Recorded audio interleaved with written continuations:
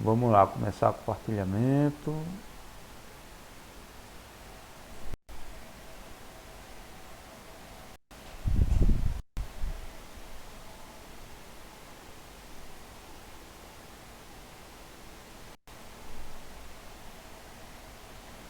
Todo mundo já está vendo aí? Sim. Sim. Tá, vamos lá. Livro 2, capítulo 6, Vida Espiritual. Essas são as perguntas 257 a 290. Essa parte aí vai estar muito ligada à sensação dos espíritos, né? A situação de desencarnado.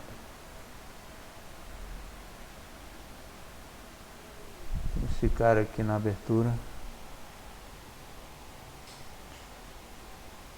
Levanta aí a plaquinha de esperança.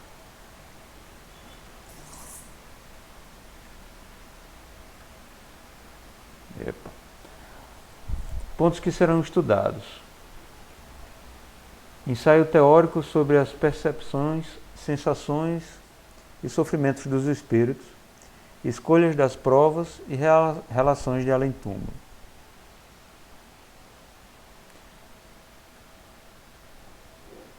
Começando aqui pelo ensaio teórico sobre as percepções, né? Sensações e sofrimentos dos espíritos.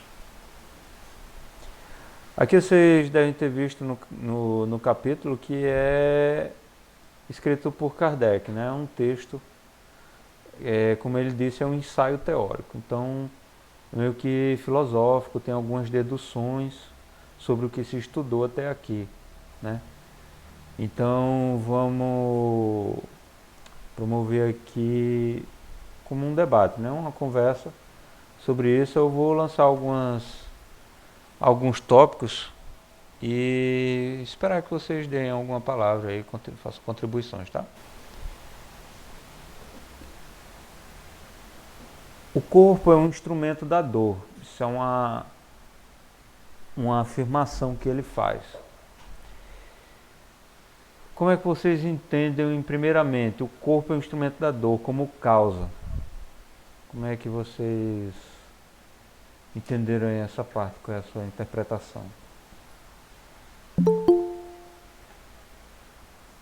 Ele disse não como causa primeira, como causa imediata.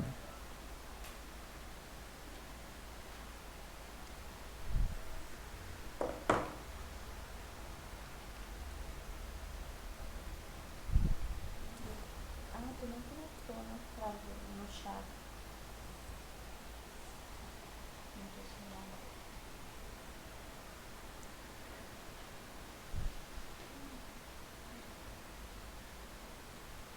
Ninguém não, pessoal.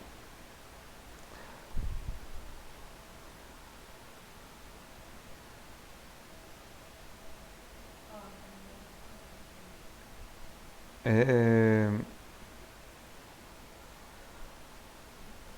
Bom, sem pular essa, eu vou... Tá dando um retorno aqui. A Camila tá falando assim, que é pelo corpo que se tem as sensações. Ah, eu vou lá para certo. Tá dando retorno.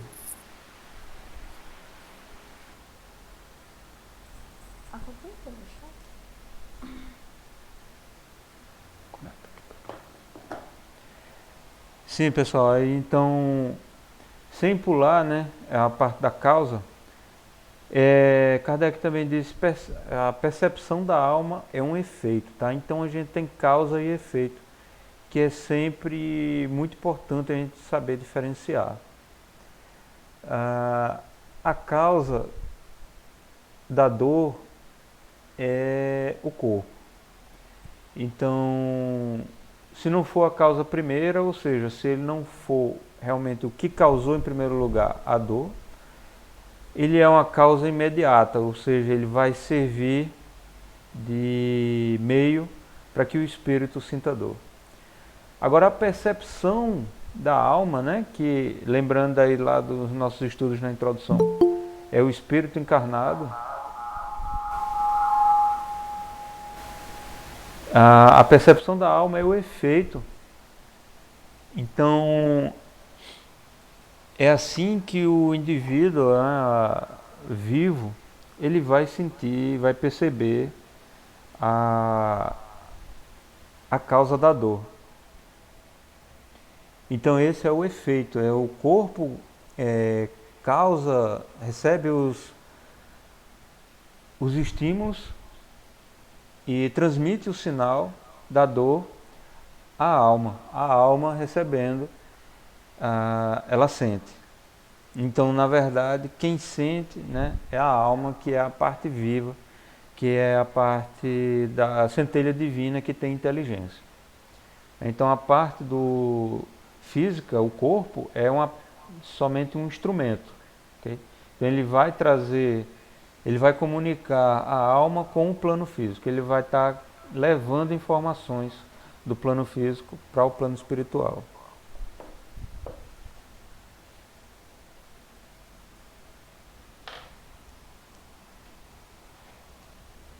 E eu coloquei aqui como um dos itens também a dor do membro fantasma. Alguém conhece aí essa expressão, sabe o que quer dizer?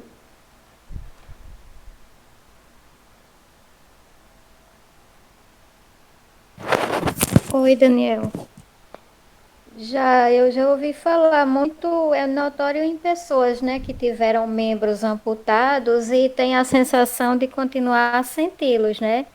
Então, por exemplo, pessoas que tiveram uma perna amputada, é relativamente comum elas narrarem que estão sentindo como se estivesse coçando a perna, quando na verdade o membro não existe, né, fisicamente.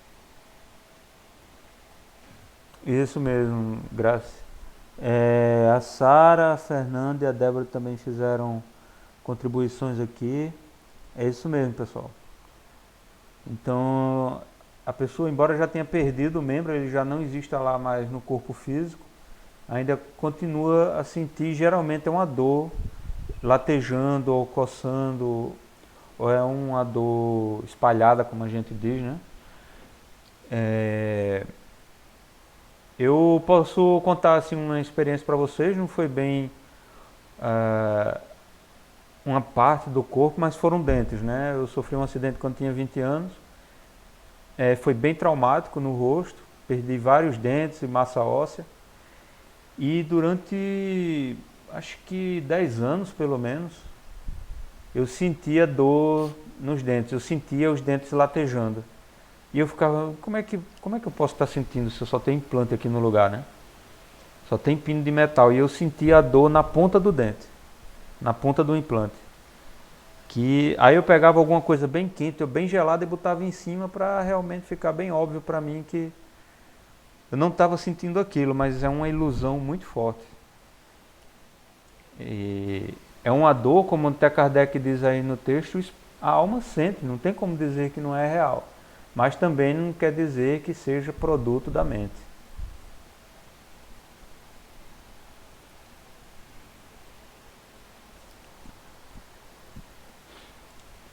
Essa questão de perispírito, né, a relação do perispírito com a dor generalizada e com os sentidos do espírito, né? Mesmo desencarnado, o espírito revela que tem visão, que tem audição, que tem tato, que até sente sabor, né? Que até procura sabor, cheiro. Então, como é que vocês entenderam essa parte? O que é que vocês têm para contribuir?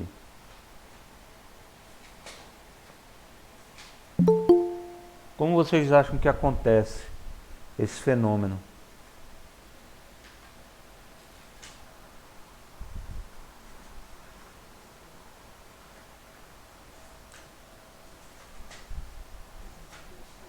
O que eu entendi é que os espíritos, eles não sentem, eles sentem, mas eles não sentem como a gente, né? Que a gente sente, a visão é dada pelos olhos, a audição pelo ouvido, etc.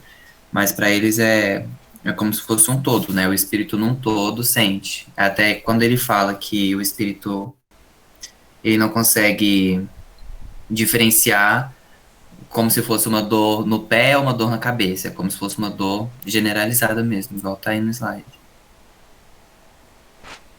Isso aí, Gustavo.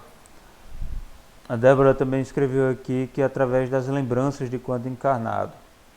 Justamente. É justamente o que está lá no texto. O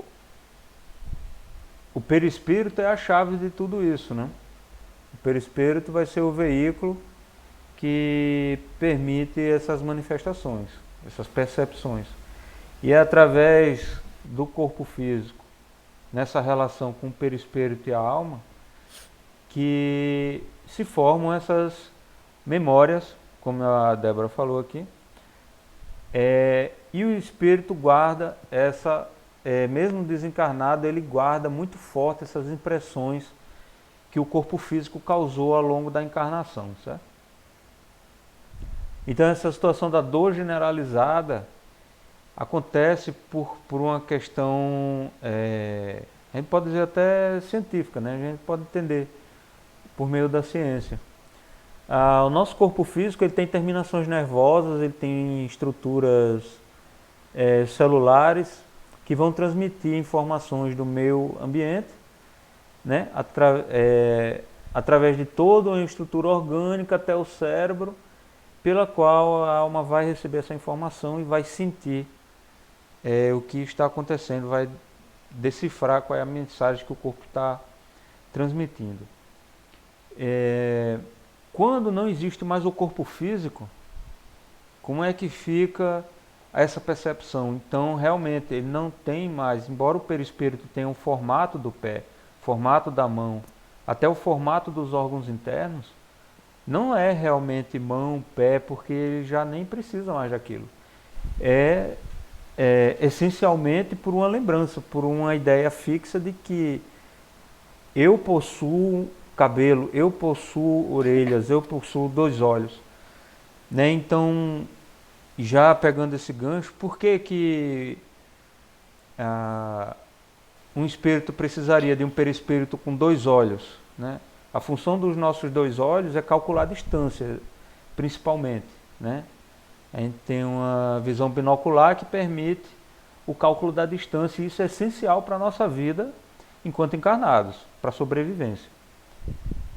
Mas quando a gente desencarna, a gente não precisa disso. No entanto, a impressão do corpo físico é tão forte que a gente mantém no nosso perispírito, né? E até porque não estamos no nível de estar modificando a forma do perispírito mediante a nossa vontade, como quer que a gente queira. A gente sempre vai usar alguma lembrança e alguma experiência que a gente já viveu.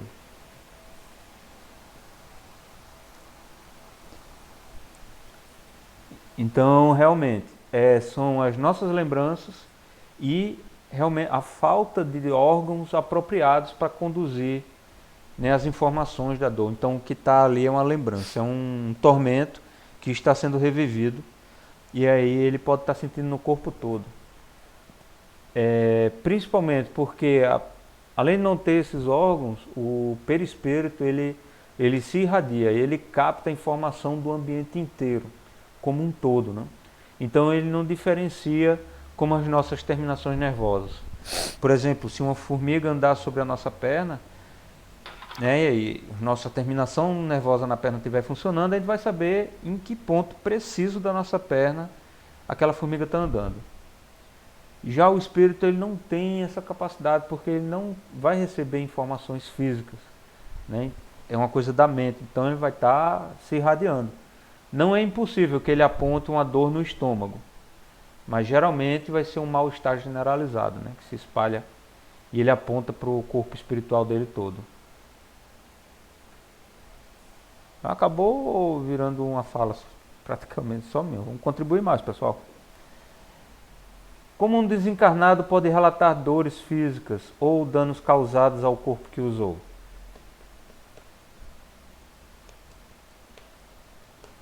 São fenômenos interessantes.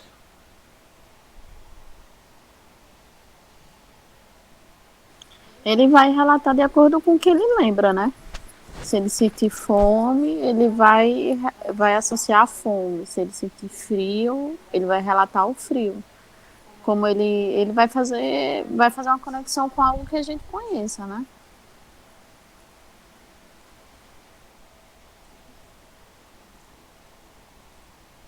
Você faz um chute também, né?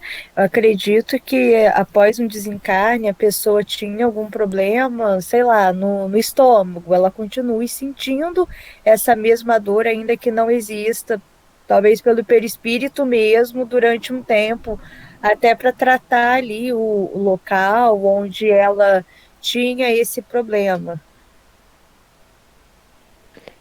Falando nisso, a gente vê até num filme de André Luiz, onde ele tinha aquele problema e quando ele foi pro plano espiritual, ele ainda continuou tratando ali, mesmo que não necessitasse, mas para ele ainda tinha aquele problema, ele ainda estava sentindo aquela dor. Meio que é a lembrança, né, da dor.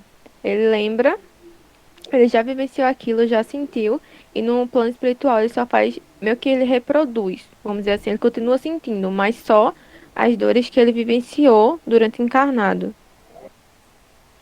A questão da lembrança é interessante mesmo, que a Amanda colocou, né?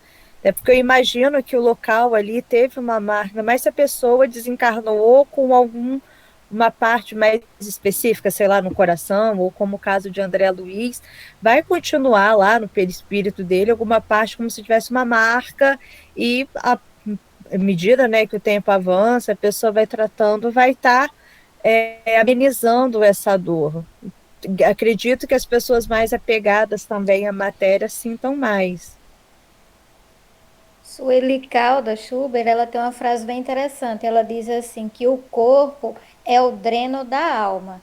Então, traduzindo para a gente ou simplificando, qualquer problema orgânico que tenhamos, antes ele é um reflexo do que vai na nossa alma, né? Do que está impresso no nosso perispírito. Então, qualquer desarranjo, qualquer desarmonia no corpo é reflexo do que está acontecendo, do que precisa ser tratado no perispírito. Então, o corpo é como se fosse o produto final, um reflexo material. Nossa, essa tua colocação foi muito interessante, porque no centro a gente fala muito isso. É, o nosso corpo, ele, a nossa alma, tudo que é nossa doença, todas as nossas doenças morais, todos os nossos desajustes, a gente percebe de acordo com o nosso corpo, que é quando realmente ele está ali naquele pedido de socorro. É meio que, olha, acorda, preste atenção nisso, não está funcionando direito. E como a gente ainda é muito material, a gente não olha logo para o espiritual, né? A gente só presta atenção, só para pensar quando a nossa matéria, que é o que às vezes a gente acha mais predominante, avisa e diz, ó, sinal de alerta, tá doente. E isso é muito falado lá no centro. Eu comecei a pensar nisso acho que uns 3 anos atrás, porque muito é falado sobre essa questão. Eu também concordo com tudo, só que aí eu lembrei de uma coisa que aparece nesse capítulo, que é de um suicida que ele fala que ele sabe que ele tá morto, mas ele ainda sente os vermes roerem ele. Mas ele não tem essa lembrança de quando ele tá vivo, né? Igual a gente tá comentando sobre o que o espírito sente, são lembranças dele. Mas aí, e no caso dessa pessoa, que ela sente no espírito, mas ela não chegou a sentir enquanto estava viva?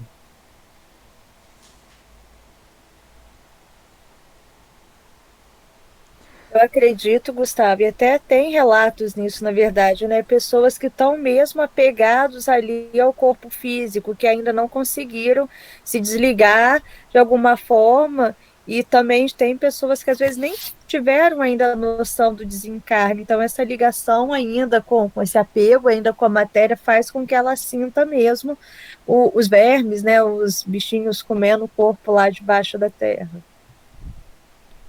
Tem que ver que o suicida, ele não esgotou, né, o fluido vital dele. Então, ele ainda existe ali uma fração a ser exaurida e ele está em estreita comunicação com o corpo físico.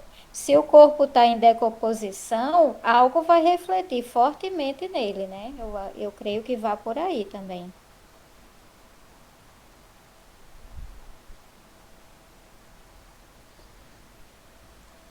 Muito bacana as contribuições de vocês, olha. Vou só dar uma olhada aqui nos comentários. A Camila Freire falou, então a dor deve ser mais forte, entre aspas, do que sentimos aqui, já que é generalizada.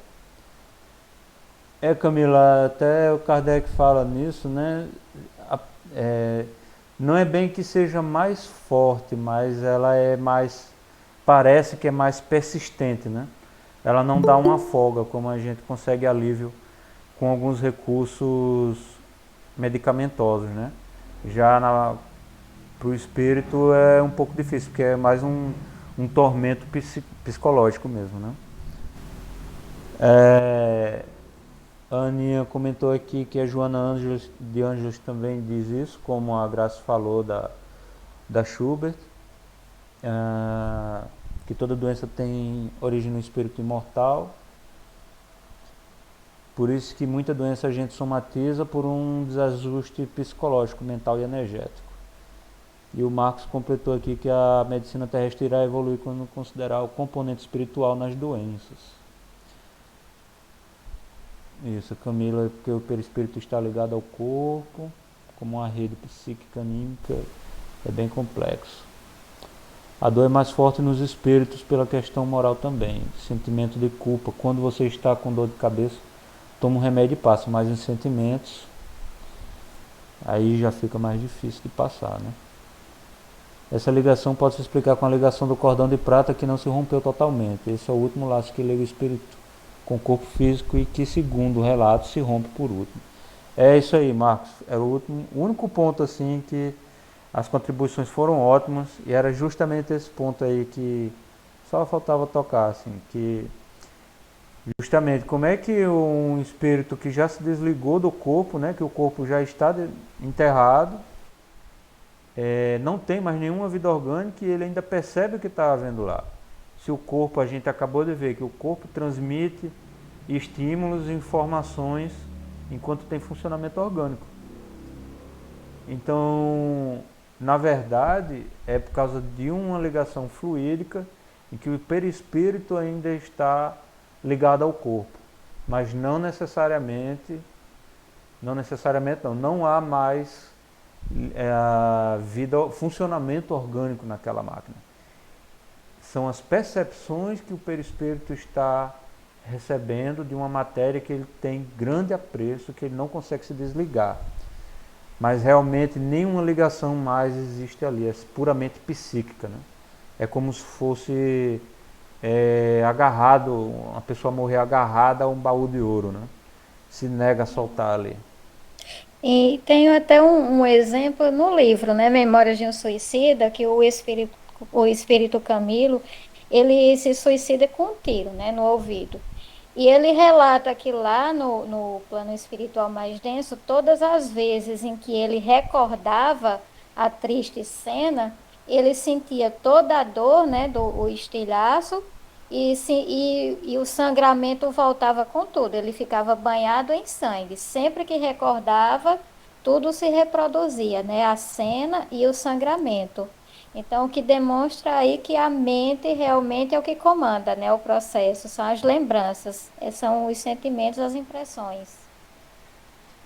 É a situação lá do André Luiz, né, que ele tinha uma chaga enorme no abdômen e tal, é porque estava lá na cabeça dele os termos médicos, os fenômenos físicos que se passaram no corpo dele, os abusos, o sentimento de culpa. E aquilo ali criava o reflexo no perispírito. E essa impressão pode ser tão forte que só com uma nova encarnação se corrige, né?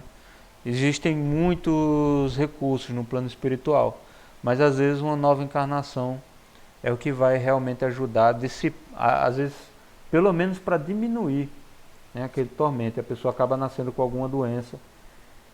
Como você disse, o corpo acaba sendo o dreno, né, da alma, né? Vai resolver esses problemas, né? Vai ajudar. Ok, deixa eu avançar aqui nessa questão. Como nossas atitudes, enquanto encarnados, refletem num futuro melhor. Olha só, não estou falando só no aspecto moral, tá? É o reflexo das atitudes é o reflexo da nossa melhora moral. Como é que isso vai refletir no futuro melhor? Estou me referindo aí à situação fluídica, perispiritual, uma coisa mais física mesmo.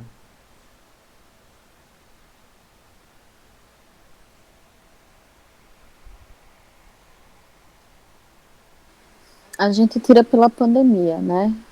Essa questão das nossas atitudes lembra muito do livre-arbítrio, né?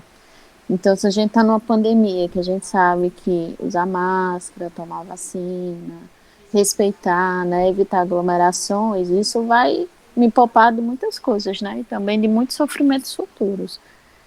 Então, é isso, né? Nossas atitudes refletem um futuro melhor tanto para a gente quanto para o nosso próximo. Aí convenhamos assim, porque a gente conhece, né, ao nosso redor que muita gente está se contaminando de Covid, pessoas que são extremamente cuidadosas, né, que se dedicam, que tomam todo o cuidado do mundo, acabam adoecendo. Aí vem aquele famoso sentimento, nossa, mas eu sou muito trouxa, né, porque eu estou me cuidando, estou me contaminando. Mas aí nesses momentos que a gente lembre, não, mas pelo menos a consciência tranquila eu tenho, né, que fiz o dever de casa tudo direitinho. Que como os espíritos dizem, o que mais atormenta os espíritos é a sensação de culpa. São as mazelas morais, né? Então imagina você se sentir culpado por algo que você poderia ter prevenido, né? Então,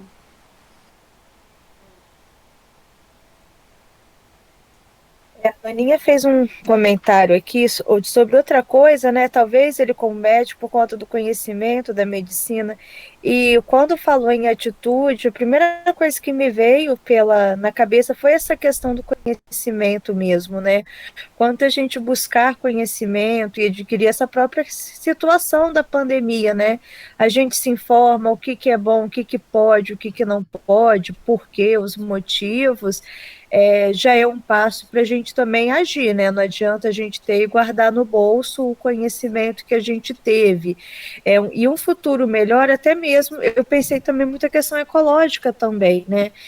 Do cuidado que a gente tem com o nosso planeta, essa questão física, né? O lixo que eu jogo no lixo, a questão do desperdício de água, do plantar árvores, e enfim, né, o cuidado mesmo com a nossa natureza, com o nosso plano, isso vai refletir para mim, quanto quem vive aqui, para as gerações futuras, e para mim também quando eu retornar para a Terra numa próxima encarnação.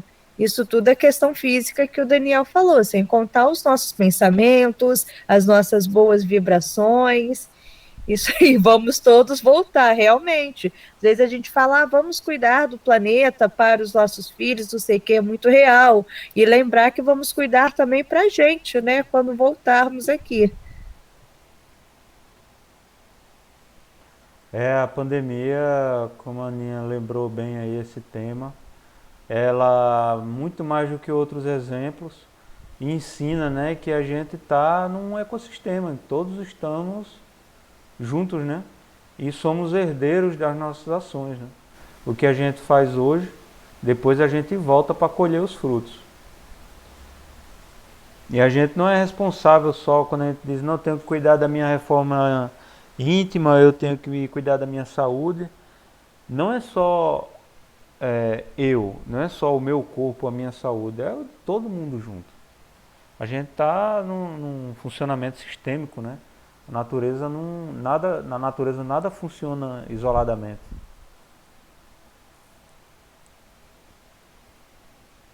Bárbara, vamos voltar. Nós somos herdeiros de nós mesmos.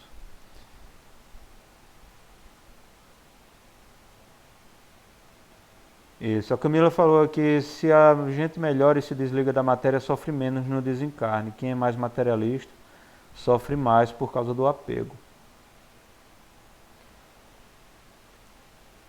Exatamente. Então a gente vai, de acordo com as nossas atitudes, a gente vai ter não só um futuro melhor, né, como também um processo de desencarne possivelmente mais tranquilo, né, porque a gente vai tender a aceitar melhor o desligamento da matéria.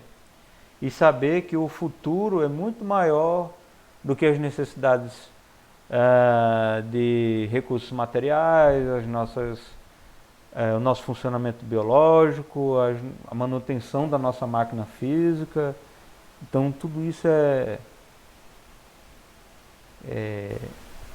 o que a gente tem de futuro aí é muito maior, né, do que essas questões. O Gustavo ainda colocou aqui, não sei o que é mais difícil, desapegar da matéria ou dos sentimentos. A Sara, na próxima reencarnação, na atual, as coisas estarão melhores, tanto físico como espiritual, se fizermos nossa parte. Pois é, já nessa vida, né, Sara? Porque se a gente... por exemplo, pessoal, o hábito da fofoca, né? O hábito da maledicência, como os espíritos gostam de chamar. Tudo que a gente faz, a glutonaria, a maledicência, o rancor, a ira, aqueles famosos 7 pecados capitais, eles afetam os nossos centros vitais. Eles causam disfunções energéticas. Isso afeta o nosso equilíbrio fluídico, né? Isso pode chegar a criar problemas físicos mesmo, doenças somáticas, né? Não só psíquicas. E aí a gente vai ficar sempre procurando, será que foi Deus que impôs isso para mim? É uma provação? É um castigo? E na verdade é o mau uso, né, do corpo, é o mau uso das nossas faculdades, é porque a gente não agiu de forma condizente com a nossa criação. É como ignorar as nossas especificações. Temos um modo certo de funcionar. E aí quando a gente desobedece, a gente sofre. Não fala da fofoca. Ixi, aí pisa no calo de muita gente, né? Condenando fofoca. Mas o pior é que é assim mesmo, não tem pra onde correr não.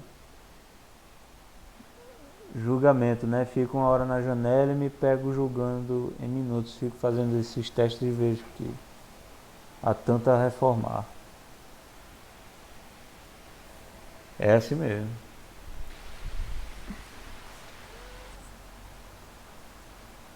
A fofoca persegue. É quando a gente, né, Gustavo? Quando a gente vê, já tá fofocando, já tá falando mal de alguém. Opa, freio. Volta pra conversa construtiva. Fofoca é tão feio. Vamos falar em análise construtiva da vida alheia. Funciona melhor, não? A revelia do comentado, né? Ele não participa, né? Mas isso é um detalhe.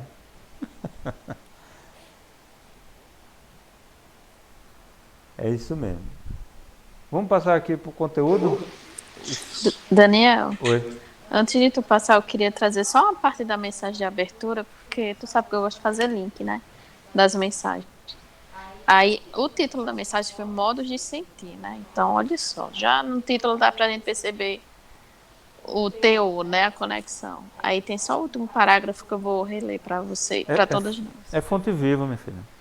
Fonte viva é fonte viva, né? Aí fala assim: vive-se. Peraí, só um momento que eu vou sair daqui. Aí a mensagem diz assim: vive sitiados pela dor, pela aflição, pela sombra ou pela enfermidade, renova o teu modo de sentir pelos padrões do Evangelho e enxergará o propósito divino da vida, atuando em todos os lugares com justiça e misericórdia, sabedoria e entendimento. Então era isso.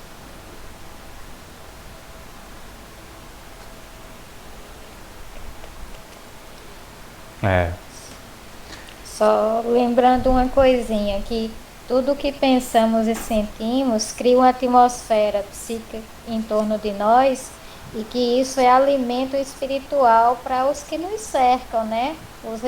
Os desencarnados que estão muito próximos.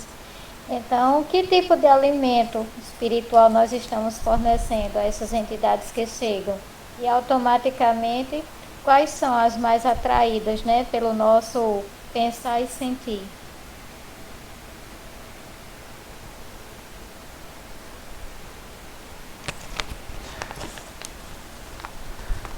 Pessoal, é muito bom quando vocês participam. Nossa, é muito mais interessante. É, eu vou passar aqui para a parte da escolha das provas. É, vou dar uma aceleradazinha, né? Mas se alguém quiser falar, tá? Fica à vontade, abre o microfone, comenta, tá bom? Eu vou acelerar assim, não é por pressa, mas é porque aqui é um tema assim, vamos dizer, conciso, né? Vamos lá. Livre-arbítrio nas escolhas das provas, tá? Então, a primeira parte. É interessante a gente saber. Temos livre-arbítrio na escolha das provas. Então, quer dizer, a gente escolhe as provas. Elas são do jeito que são porque a gente quer, tá? A gente pede. Mas aí cabe uma perguntazinha, né? Que bota a pulga atrás da orelha. Será que sempre somos livres para escolher nossas provas? Tem situações, né? Vocês vão ver na questão 258A, que Kardec perguntou assim: não é Deus então que lhe impõe as tribulações da vida como castigo? E eles dizem: nada acontece sem a permissão de Deus, pois foi Ele que estabeleceu todas as leis que regem o universo. Perguntar então por que Ele fez tal lei e não outra. Então, Deus, né, ou os espíritos, vamos dizer, que dirigem a nossa encarnação, nosso planejamento encarnatório, eles participam dessa escolha das provas, do desenho, né, das nossas provas, para ficar bem definido o que é mais proveitoso para a gente, o que é mais importante. Não é assim, temos o livre-arbítrio porque a nossa vontade é respeitada. Mas nós aqui, pelo menos a maioria de nós do planeta Terra, ainda não está assim, num nível muito sábio para escolher a melhor saída para as coisas. Geralmente, vocês veem como a gente age, geralmente a gente opta pelos extremos, né? E geralmente a gente escolhe desafios que a gente não consegue cumprir. Então, isso não deixa de acontecer porque estamos encarnados, tá? Essa falha, esse erro acontece. E os nossos mentores estão aí para ajudar nessa escolha, tá? Então, a gente já conquistou o livre-arbítrio, a gente já tem condição de entendimento, mas eles nos ajudam, vão dando uma balizada.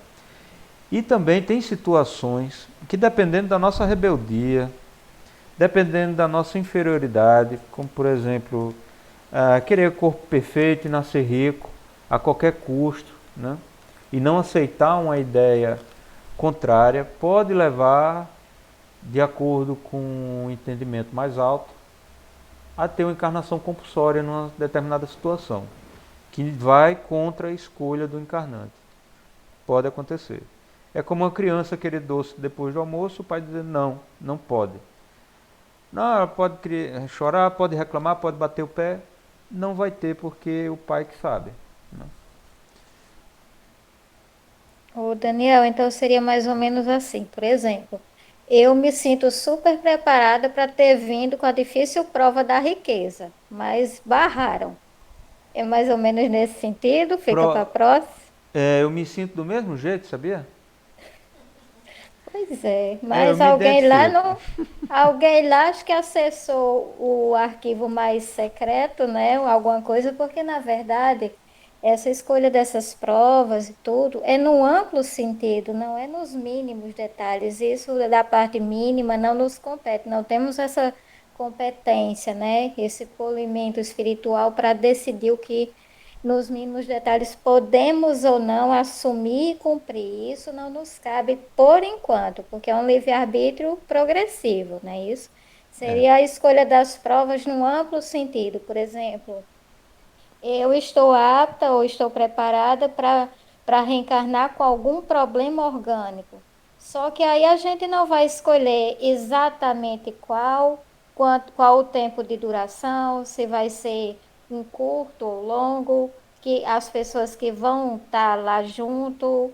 Tem uma série de minúcias aí que não fica por nossa conta, fica por quem enxerga mais longe. por quem acessa o nosso passado espiritual mais distante, né? Porque nem nisso ainda não temos essa condição tão ampla. Então, foi uma brincadeira que eu fiz, mas foi para ressaltar também esse aspecto, né? Inclusive uma aprovação pode ser suspensa, né? Quando lá em cima se entende que não, já foi o suficiente, já provou, a gente não precisa sofrer mais do que o necessário, não. Eles também, quando é algo possível, né, de se suspender, suspende. E aí é com aquelas viradas que dá na nossa vida, né, e tudo melhora, e o sol nasce, e tudo se ajeita. Para um lado e para o Mas, outro, né? mas assim, essa suspensão seria por merecimento, né? Aquela lição que deveria ser aprendida de tal forma já foi bem aprendida pelo espírito, então ele não necessita passar por determinada coisa. Seria isso? Isso aí, Amanda. Também tem um outro aspecto, por exemplo, a da suspensão da mediunidade. Algumas pessoas não sabem, né? Mas quando nós reencarnamos, a mediunidade é uma prova, nós viemos para acelerar a evolução, para a prática da caridade e tudo mais. Mas se no transcorrer do exercício da mediunidade nós nos desviamos de uma forma muito perigosa, ela pode sim ser suspensa, né?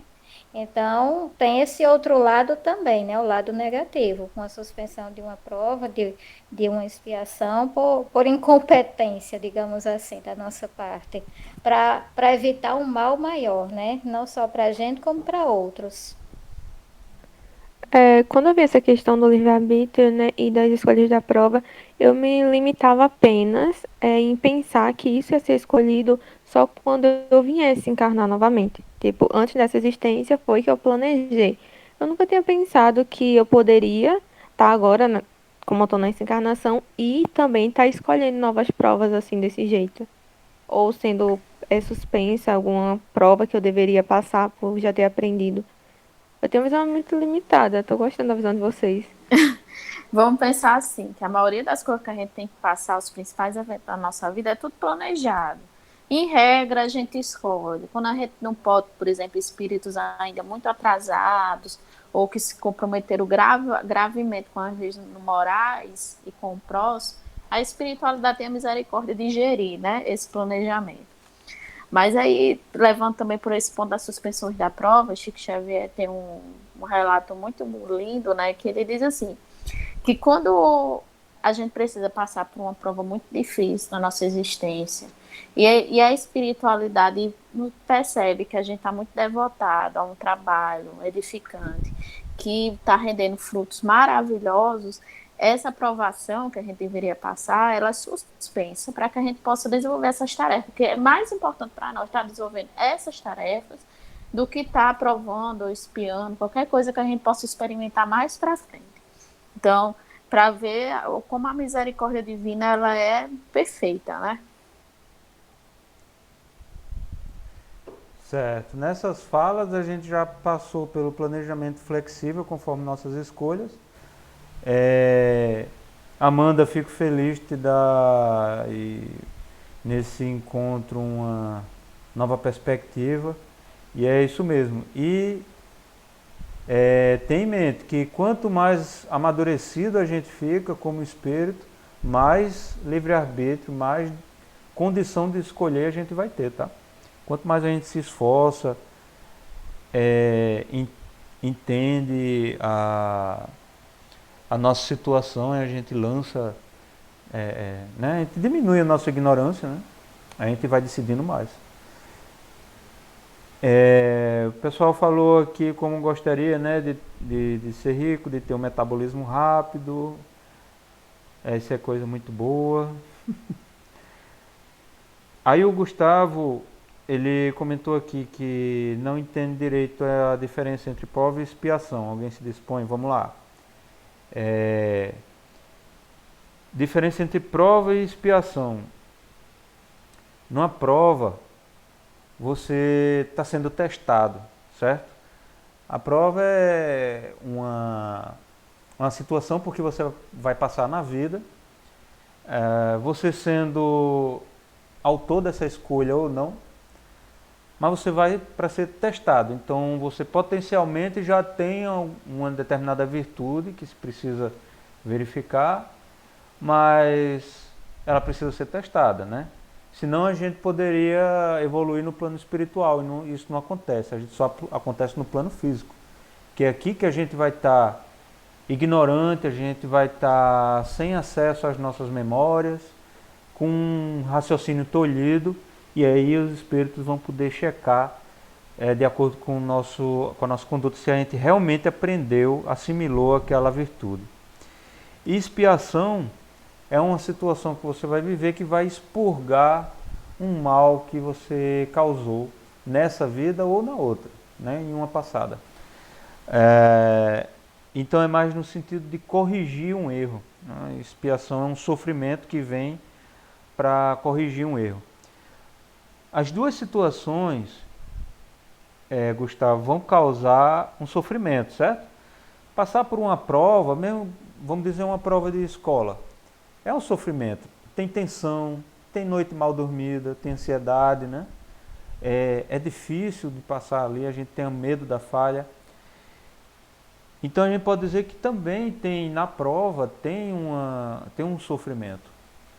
Mas não é só a expiação. Então acaba que, de acordo com a situação que a gente está vivendo, a gente pode interpretar sobre nossa própria perspectiva se o que a gente está passando é uma prova ou expiação. Os espíritos sempre reforçam essa subjetividade da nossa língua, né? Porque ao passo que uma pessoa pode lidar com a dificuldade na vida como uma provação, ou seja, você passar por uma aprovação, você se sente animado para vencer, você se sente animado por um bom resultado, né? E você enfrenta aquela situação com mais coragem, com mais ânimo, com mais vontade. Já na expiação não. Se você interpreta as coisas como expiação, vem aquela coisa do erro, da culpa, da vergonha, né? Eu mereço passar por isso, eu mereço carregar esse peso. E aí você não tem o mesmo desempenho, tá? Então, essencialmente, é essa a diferenciação. Também tem um aspecto subjetivo. E aí, nisso a gente falou da necessidade de ser testado, né?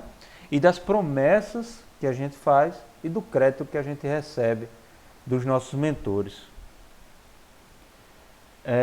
Temos a necessidade de ser testados, de provar que a gente já fez o nosso avanço, que a gente já não vai mais cometer aqueles mesmos erros do passado. No entanto, a gente precisa comprovar, né? A gente precisa mostrar isso. Para isso a gente faz promessa e, vamos dizer assim, os nossos mentores, né? Os espíritos que planejam junto conosco, eles não dão crédito, né? Porque eles vão planejar um corpo físico para a gente, onde a gente vai encarnar, em que momento. Então tem uma série de questões que a gente nem entende, que a gente nem conhece. A seleção do espermatozoide, né, do óvulo, em que momento é mais oportuno, é mais construtivo, em que seio familiar. São muitas variáveis. Eles vão fazer um grande projeto personalizado, porque ele acredita que a gente vai cumprir a nossa promessa. Então, é mais uma responsabilidade para a gente aí. Apostaram na gente. Entre os bons, né, entre os espíritos superiores, já bem elevados, não há como ser experimentado. Então, como é que a gente vai ser experimentado vivendo num mundo em que tudo funciona direitinho, que todo mundo se respeita, que não há mágoas, em que não há injustiça, em que não há doenças, que há cura para tudo? Então a gente precisa de um mundo difícil. A gente precisa conviver com pessoas egoístas, com pessoas que vão nos magoar, com pessoas que vão nos desenganar. A gente precisa sofrer a corrupção, a gente precisa sofrer as injustiças sociais, injustiças familiares, doenças físicas, doenças mentais, os riscos dos vícios, né? Que a gente nunca sabe o que é que a gente pode desenvolver, às vezes até um gatilho mesmo físico no cérebro que, né, que dispara. Isso envolve aí uma questão do degredo transmigratório, uma palavra meio dificinho aí, mas é o nosso exílio, né, planetário. Chega um ponto em que você precisa daquelas provações ou expiações, que você precisa fazer mais avanço, mas aquele planeta já não oferece mais as ferramentas necessárias para o seu avanço. Então, por isso, eu falei de outro momento, quero reforçar agora. Esse degredo, né, esse exílio planetário, ele não é um castigo, né? Geralmente a gente fala brincando, olha, quem não se encaixar, roda. Quem não se encaixar, sai da Terra e vai para outro lugar. Não é bem assim que funciona, porque a gente não vai encontrar aqui mais, além de estar atrapalhando os outros, não vai mais encontrar as ferramentas para evoluir. E a gente precisa ir para um outro orbe mais adequado que os nossos mentores vão definir, provavelmente o governador do planeta, né, o Jesus, e vai fazer esse degredo, né, vai transmigrar para outro planeta, onde vai haver ali sim o meio necessário, né, para a gente se desenvolver. Tá? Então é assim que fica relacionado o nosso degredo transmigratório com as nossas escolhas das provas. Né? O espírito experimenta todas as tentações para poder evoluir? Eu acredito que essa inclusive é a segunda vez ou terceira que o Kardec traz assim, esse assunto à baila. Né? Será que o espírito tem que passar por todas as tentações para provar que não tem aquela má tendência que ele superou, né, que ele não desenvolveu de determinados vícios? E os espíritos dizem que não. O espírito, na sua jornada, ele vai demonstrando os seus aprendizados e ele vai passando por diversas situações que nem sequer lhe tentam, né?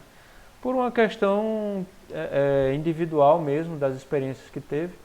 Ele passa por situações que para outros seria extremamente tentadora, mas para ele não despertou nenhuma vontade, né? Eu lembro quando, resgatando agora que a brincadeira da Graça, né, sobre ser rico, eu tenho um amigo que dizia que era doido para ganhar na loto, né? Eu disse, rapaz, eu também sou doido para ganhar, mas eu não gosto de jogar, não tenho a menor vontade de jogar. Aí fica ruim, né, para ganhar na loteria. Então, assim, ao passo que outros são viciados, né, que colocam recursos do próprio sustento no jogo, né, na aposta. Então, para uns, aquilo não é tentação, para outros é causa de queda.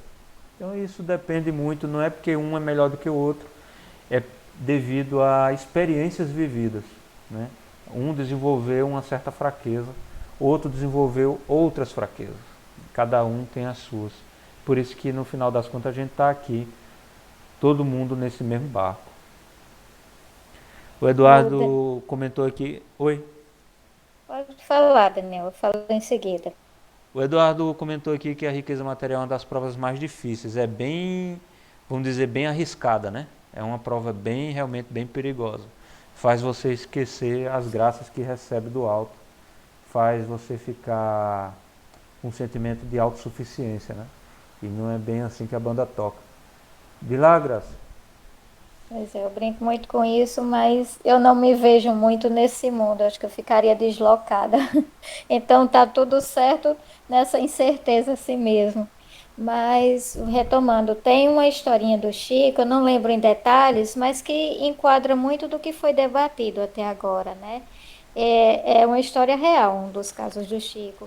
Conta que um senhor, ele teve um problema em uma das mãos e precisou amputar um dedo, né?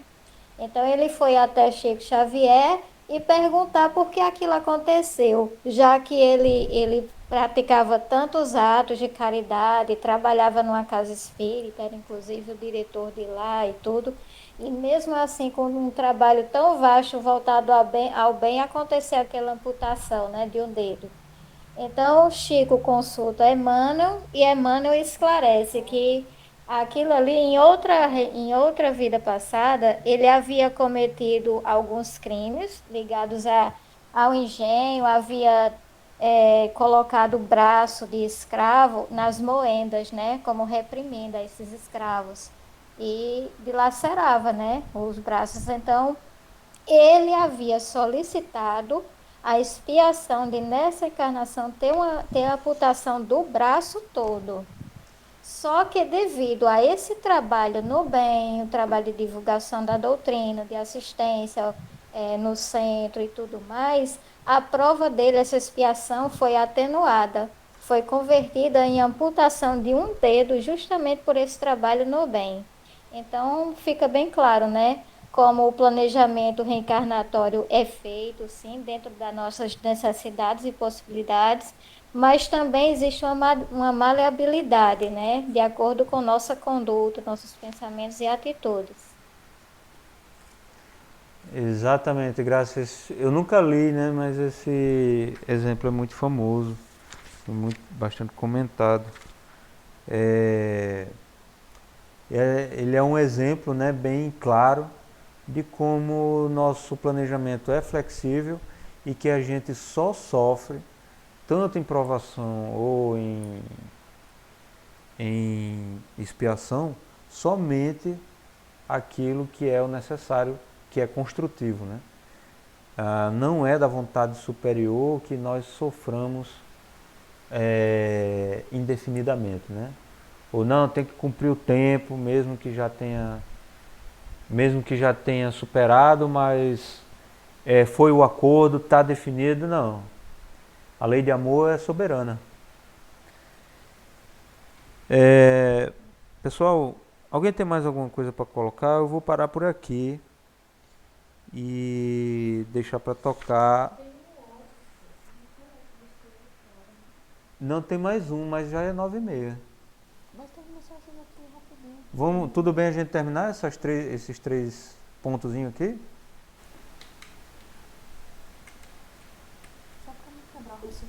Por mim, sim. Tá, vamos lá. A gente já está por aqui mesmo.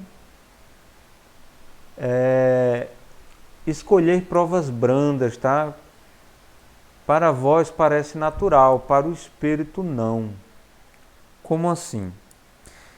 O Kardec faz até uma ponderação nesse item. Não parece é a 266. Não parece natural que se escolham provas menos dolorosas? Parece que para gente que está aqui vai escolher passar por uma doença debilitante que vai fazer sofrer a vida inteira. Aí diz, não dá para ser menor, não. Né? Será que não tem outro jeito de resolver isso? E aí os espíritos eles falam o seguinte: para vós sim, parece bem natural, né? A gente escolher uma prova mais branda, até porque faz um medozinho, né? A gente já está aqui sentindo o peso da carne, a gente sabe que para o nosso nível evolutivo uma encarnação não é tão rapidinha assim, principalmente quando está sofrendo. Mas eles dizem, para o espírito não. Quando este se desprende da matéria, a ilusão acaba. E outra é a sua maneira de pensar. Porque acontece uma coisa um fenômeno muito interessante quando se desencarna. Que aí sim é uma expansão muito grande do entendimento. Nós temos uma noção da nossa eternidade. Nós temos uma noção mais bem desenhada de que nós tivemos uma origem, mas nós não temos fim. Não estamos mais subjugados a um ciclo orgânico que vai determinar a nossa existência. Então, para o espírito, superar aquele problema é o mais importante. Então ele não quer saber se a prova é branda, se a prova é pesada. Ele quer superar aquele problema. Como a gente comentou, é uma lembrança, a dor é uma lembrança que fica atormentando o espírito. E fica lá e não tem remédio para isso. E muitas vezes o remédio, a solução está na encarnação. É ele voltando e enfrentando aquela provação ou expiação, como a gente queira chamar, e que ele vai conseguir se desligar dessa impressão penosa, né, desse sofrimento. Então é isso que é o objetivo do espírito. Claro, um espírito, a gente está falando de um que já tem algum entendimento, que já sabe que tem que melhorar, que tem que evoluir. Não necessariamente que seja espírita, tá? Mas já está condizente com o nosso nível mesmo aqui de evolução, tá? Para nós que somos espíritos que já escolhem nossas provas, nós somos permitidos escolher porque nós não escolhemos pela brandura. Nós escolhemos o resultado. Eu quero superar essa falha.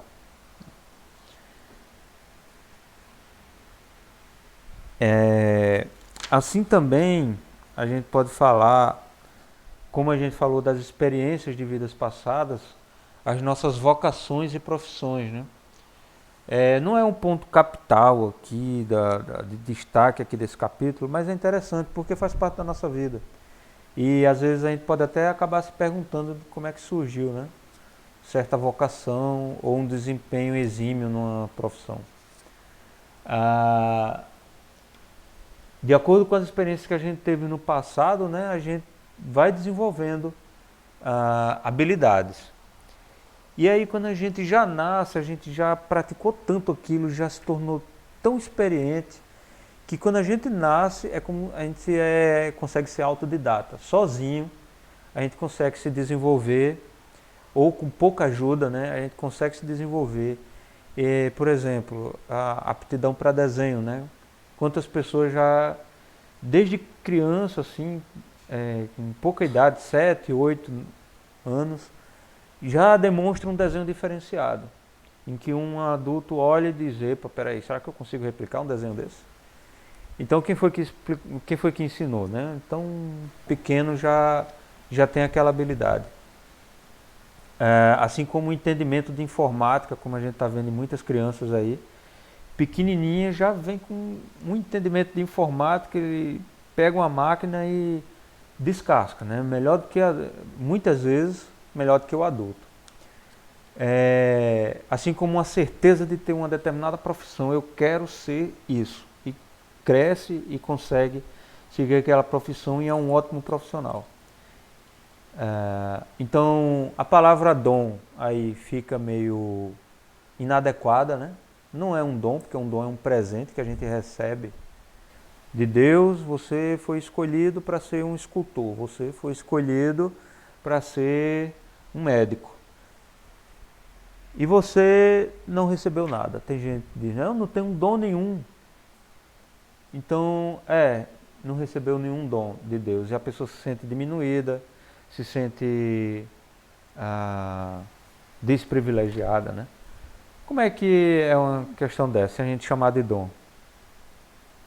Daniel, também a gente pode observar pelo outro ângulo, né? Quem diz assim, eu não tenho nenhum dom.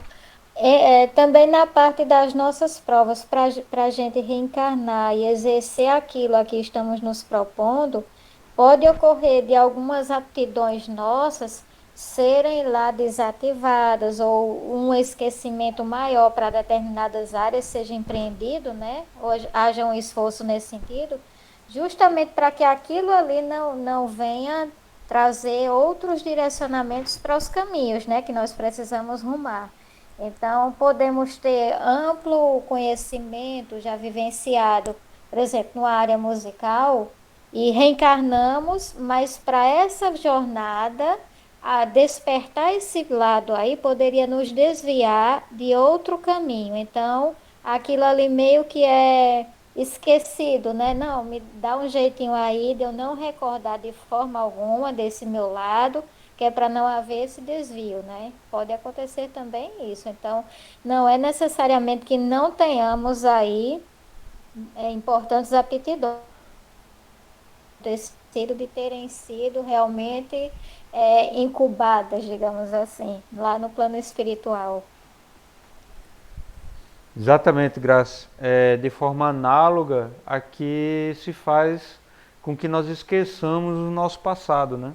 Que a gente nasce, né, com esquecimento do passado, por um mecanismo análogo se faz com que nós esqueçamos certas vocações, porque nós devemos passar por situações que aquilo ali poderia atrapalhar, né? E aí isso é bloqueado. É por aí mesmo. Então, por isso, fica bem claro, né? Chamar de dom é totalmente inadequado. Não é um presente que a gente recebe do alto. Ele não dá a gente, você vai saber fazer tal coisa, você vai ser autodidata nisso. Não. Foi a gente que desenvolveu, a gente tem esse mérito. Tá? E Deus dá esse mérito a todo mundo. Não é porque a gente não tem que ele não existe, só não está se manifestando. Às vezes é até por uma questão fisiológica mesmo. Lá no cérebro tem uma estruturazinha que deveria te ajudar no desempenho daquela função, né? Nós temos áreas cerebrais responsáveis por determinadas tarefas, e ela pode vir com alguma configuração que te impede de conseguir manifestar, né? E não só uma coisa assim, só fluídica, mas pode ser física também. Canibais e selvagens. Como é que fica a situação dos espíritos mais, vamos dizer, mais atrasados não, vamos dizer mais jovens que a gente, né? Nitidamente, grande probabilidade é que canibais e pessoas selvagens são mais jovens, não são espíritos mais jovens que a gente. E aí, quando encarna entre nós um espírito desse, são justamente pessoas que chocam, né, a sociedade com um comportamento bizarro, né, que ninguém consegue entender, e vários cientistas tentam estudar suas mentes. E é como o nosso amigo aqui, como foi que ele falou, que ele já saiu, Marcos, né? Acho que foi o Marcos.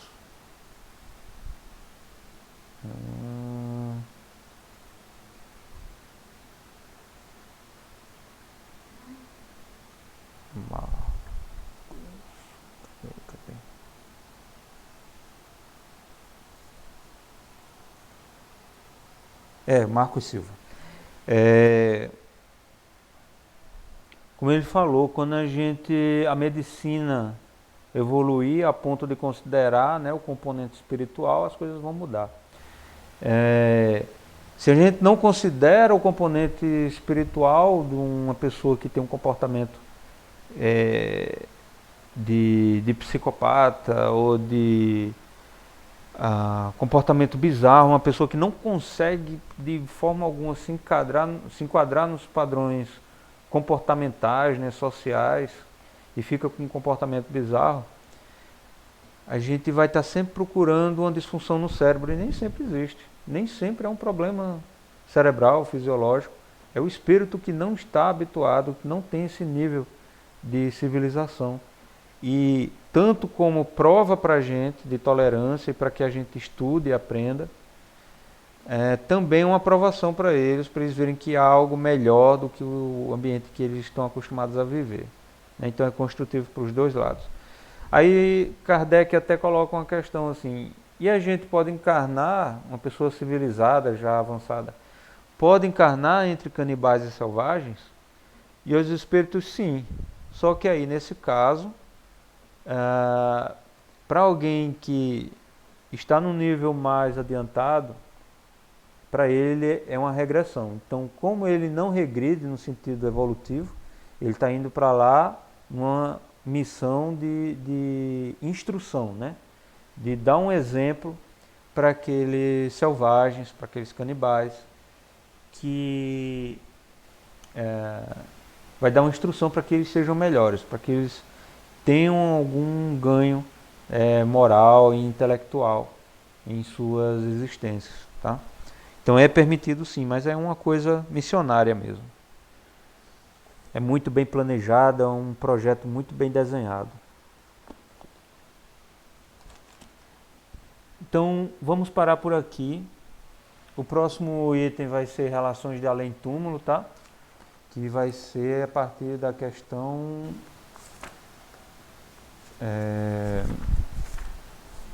274, tá? Questão 274, vai ser o próximo.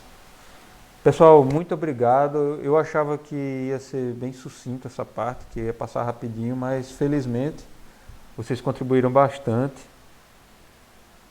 e isso enriquece muito o nosso encontro. Então, obrigado. Uma ótima noite a todos. Vamos fazer uma prece de encerramento.